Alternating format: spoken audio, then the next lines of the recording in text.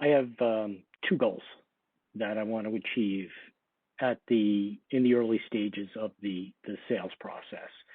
The first thing is I want to be able to, as we say in legal circles, frame the argument. If you're able to frame the argument, then you have a much likelier chance to win the argument, right? It's not unlike military history where generals would choose their field of battle. They would want to be up on the high ground and make their opponents charge up the hill, where they have a much better chance of defending themselves and winning the battle. So I want to be able to frame the argument, what this evaluation is all about, and the second thing is I want to have control over the process. So how do I frame the argument? There is a fundamental thesis that I want to put out in front of the buyer and either get them to agree and we move forward, or get them to disagree and I'm going to qualify out. And that argument is based on value. Here is how we deliver value to our clients. Here is I'll make the statement: clients come to us for X, and it's to achieve specific goals and to derive specific results and outcomes. And then I'll ask the buyer, is this what you're looking for? Are we on the right call?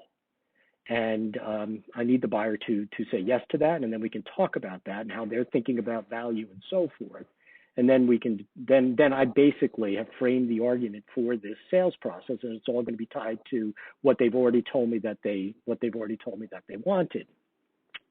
Gaining control of the sales process is much easier if I frame the argument, because I can say, okay, based on what you're trying to achieve here, I've had other clients who did the same thing, and this is the diligence process that we went through. We did this first, and then we did this, and then we did this, and that'll give you a real good sense for whether or not we're good partners on this initiative.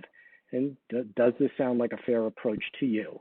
And generally, they're going to be accepting of that, at least the broad framework. There might be specific details that they want to pop in, but I'm going to lay that framework out in the beginning, get them agree to it, because then I can hold them to something that they've already agreed to. So those two things. One is, think about what your framing argument is. What is the value hypothesis that is relevant and contextualized to that individual buyer? This is why clients come to us. And ask the client if that's what they want. And then the second is leverage that to say, okay, to help you understand how we're able to deliver that value, here's what I suggest. We're going to do this, we're going to do this, and we're going to do this. And then ask them to agree to that.